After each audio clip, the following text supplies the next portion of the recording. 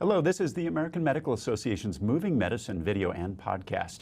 Today we're joined by Dr. Lottie Derby, Senior Associate Dean of Faculty and Chief Wellbeing Officer at the University of Colorado School of Medicine in Denver, to talk about the mistreatment and harassment of physicians and its effect on physician well-being. I'm Todd Unger, AMA's Chief Experience Officer in Chicago. Dr. Derby, I've talked to a lot of physicians over the past couple of years and heard stories about harassment during the pandemic, because a lot of physicians are out there on the front line standing up for science on social media. And this has, of course, been a very, very politically charged environment. That kind of mistreatment is generally coming from the public and people that physicians don't necessarily personally know. But this is going to be different that we talk about today, because you just authored or co-authored a study that was published in JAMA that looked at harassment of physicians, not by the public, but by patients, their families and other visitors, which I imagine could be a lot more complicated.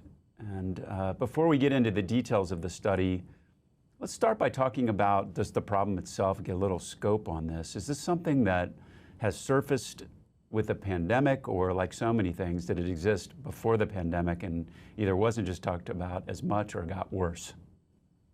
It's really a great question, and one that we don't really know the answer to.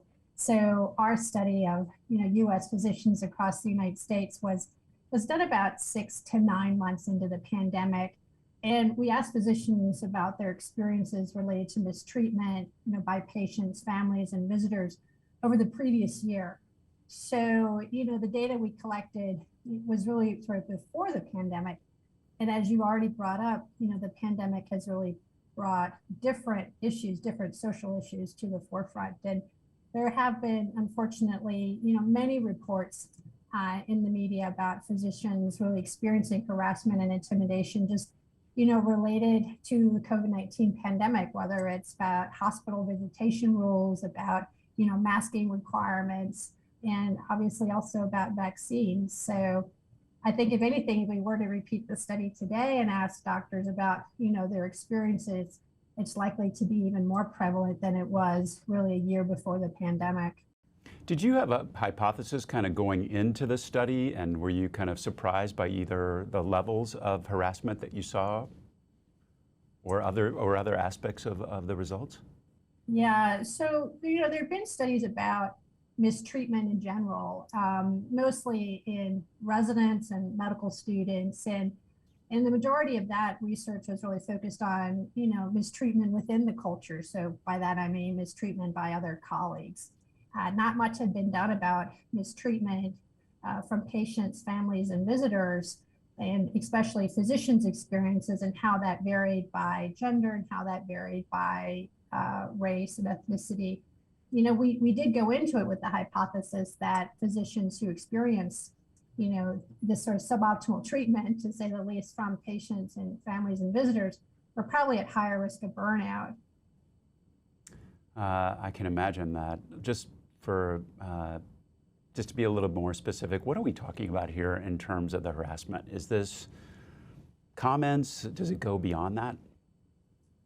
So really both, Todd. So, in our national study, we asked about experiencing racial or ethnic offensive remarks, which, about a third of the physicians had experienced. We asked them about offensive sexist remarks, which also about a third experienced, but it was more than remarks. It was more than comments. 1 in 5 physicians had experienced unwanted sexual advances from patients, families, and visitors. A similar proportion had experienced a situation where a patient or a family member had simply refused them to provide care for a patient because of the physician's personal attribute. And in terms of physical harm, that was less common, but 15% of the physicians reported that they had been physically harmed by a patient, family, or visitor within the last year. That is really surprising. I'm going to guess by how you just characterized that certain physicians might be more susceptible to this kind of mistreatment. Is that true, and what is driving that? Yeah, Todd, exactly as you'd expect. Women physicians were more likely to experience mistreatment and harassment, really of all types, that I already mentioned, as were racial and ethnic minority physicians. So, like, if you dive into some of the data, about 30% of women physicians had experienced unwanted sexual advances from patients, families, or visitors, in contrast to about 15% of men. But when you look at patients refusing care because of a physician's personal attribute, that was also twice as common in women relative to men. And then we see very similar patterns when we look at various racial and ethnic groups in comparison to non-Hispanic white physicians. We took it one step further. So then we also looked at, women and men and how they differed within various racial groups. And it's sort of that intersection, right? So if you're a woman who's also a racial or ethnic minority member, you're much more likely to have experienced mistreatment from patients, families, and visitors relative to male non-Hispanic physicians. It makes me think of a lot of other professions where you see maybe an established code of conduct, which you don't really think of that as something you really have to say in a hospital or a physician office setting. Is that something that we need to be more explicit about? I think you're right, and that really sort of gets into the where do we go from here? How should organizations respond? And part of that, as some institutions have been doing, is really crafting and implementing a patient and visitor conduct policy and procedures around that. So, what do we do as healthcare workers when we are the receiving end of a bigoted remark, for example, from a patient, a visitor, or family member? How should we respond in that situation? And these sorts of policies can really help set that expectation and the procedures around that, as well as, in what situation do we simply terminate the care of a patient? How do we do that? When can we do that? What are ethical ways to doing that in a way that supports the healthcare worker and really promotes our values, right, of building a diverse and inclusive environment for everybody? Back to your kind of the hypothesis and the question I asked about the effect of the pandemic, we certainly know that burnout was a problem before the pandemic, and that the pandemic itself ushered in entirely new levels of burnout. You looked at the correlation between now this kind of harassment that we're talking about and burnout. What did you find? Yeah, so as we had hypothesized, physicians who experience mistreatment and harassment at work, that's obviously a work stressor. And physicians who'd had these sorts of experiences, they were at higher risk for burnout. So even after you control for, specialty type and work hours and a variety of other factors, being harassed or belittled or discriminated against by patients, families, and visitors was an independent predictor of physicians being at higher risk of burnout.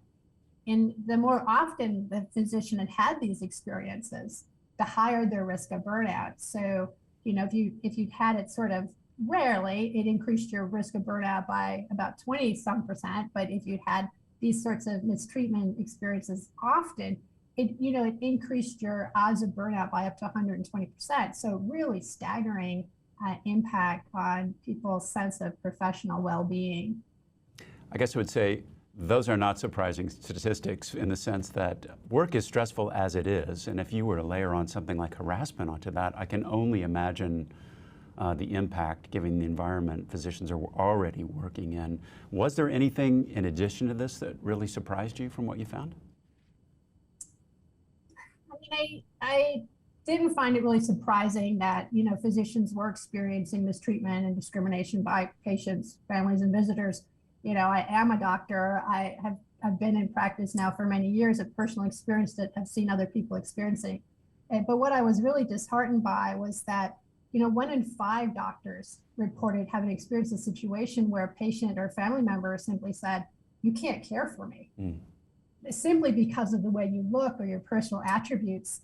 And, 40% of Black male physicians had such an experience in the last year. And I really think that's heartbreaking. That's something that we really need to, figure out how to fix so that we can promote an inclusive culture where all clinicians can thrive. Absolutely. you mentioned you're, of course, a physician, but you also have a role as a chief well-being officer. Have you seen physicians personally experience this type of harassment? And if so, how do you handle situations like this? Yeah, it's tough. And you know, there's not necessarily one right way or a great recipe to do it, but in the situations where I've experienced a patient refusing to be cared for by a colleague due to a personal attribute, like a person's race, for example, you know, the first step is really to assess the acuity of the situation, right? You know, this is an emergency situation where the patient is hemorrhaging, you know, obviously you need to stabilize the patient, right? Or if it's a situation where the patient's mental capacity is questioned, like they're clearly experiencing delirium, you're going to handle that differently. But all too often, these are experiences that are happening in non-acute situations with patients who are competent. And there, it's challenging. And, you know, once I sort of overcome the shock of what just happened, you know, it is important to step back and to kind of explore the patient's beliefs compassionately. And that's a really hard thing to do, but I find that sometimes there's misunderstandings that the patients have that can be kind of corrected in the moment. I find it a good step to really empathetically listen and then try to use reasoning and redirection. And part of that is simply affirming that, you know, Dr. So-and-so is one of our very best doctors and they are going to provide outstanding care for you. That can sometimes de-escalate issues, but you know, at times you can't redirect and it becomes really pervasive and the behavior continues. And in that sort of situation, it's important just to capture direct quotes from what the patient is saying and feed it forward to leadership. And there, I think that leaders, whether it's the, you know, DEI officer, or the patient experience officer, you know, there needs to be a leader within the organization who takes the appropriate steps, you know, to ensure that patient abandonment is guarded against. But at the same time that, you know, we can provide other options for that individual to seek care at different places and facilitate, you know, transfer of medical records if that's the situation. Or at the very least, develop a contract, you know, between the patient and the organization so that we can, you know, avoid insensitive or intolerant remarks being made toward any member of our staff. Yeah, it's hard to believe that we do need to be more explicit about that, but it sounds, based on the results, that's seems like something we would have to explore. I mean, given the nature of the findings from your research, the impact that it's having on physicians and staff, you know, what is your advice to physicians and to other systems out there who might find themselves in a situation where they're being harassed by a patient or a family member? Yeah, I think many of the same principles apply, you know, assessing the acuity situation, considering the patient's mental capacities, and then exploring beliefs with compassion, but also, you know, really standing firm in what the values are. And then feeding information forward to leadership in situation where the behavior continues.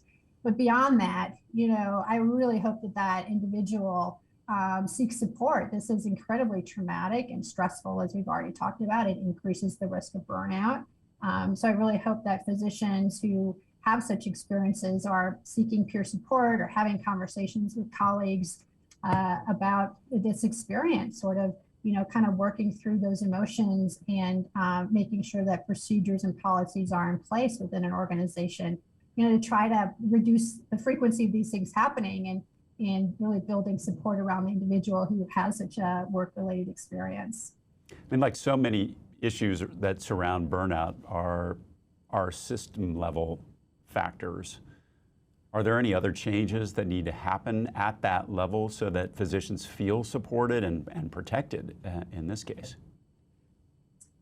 Yeah, it really needs to be a coordinated strategy. So, for example, a physician might be reluctant to say something because they are then worried about what might happen from a patient experience perspective, right? So, you know, there needs to be a coordinated strategy between operational leaders, security leaders, people in the occupational workspace, chief diversity officers, as we already talked about, you know, chief well-being officers. Some organizations also have workplace violence leaders. And I really think getting these individuals together to say, okay, what are some strategies that we can roll out within our organizations to really reduce the frequency of these sorts of experiencing happening to our staff, and building support systems when they do happen to mitigate their impact. And that really takes collaboration, across these multiple different groups within an organization.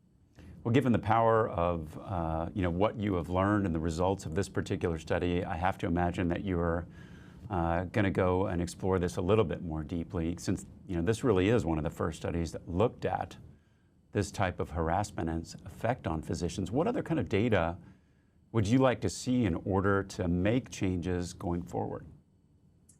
So we need to, learn more about what are effective strategies, right? So, I talked about policies and procedures like patient visitor conduct policies. Well, okay, how well do they work? What do they need to include in order to work? That's one line of inquiry that I think is very worthwhile to pursue.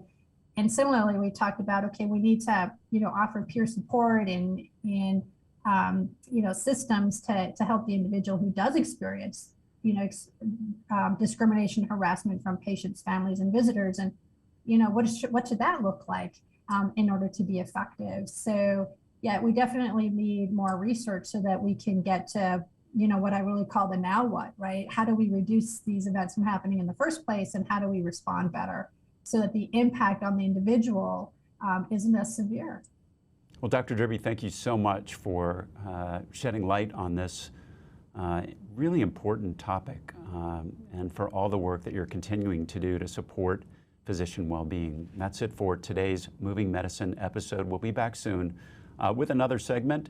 You can find all our videos and podcasts at ama-assn.org/podcasts. Thanks for joining us today, and please take care.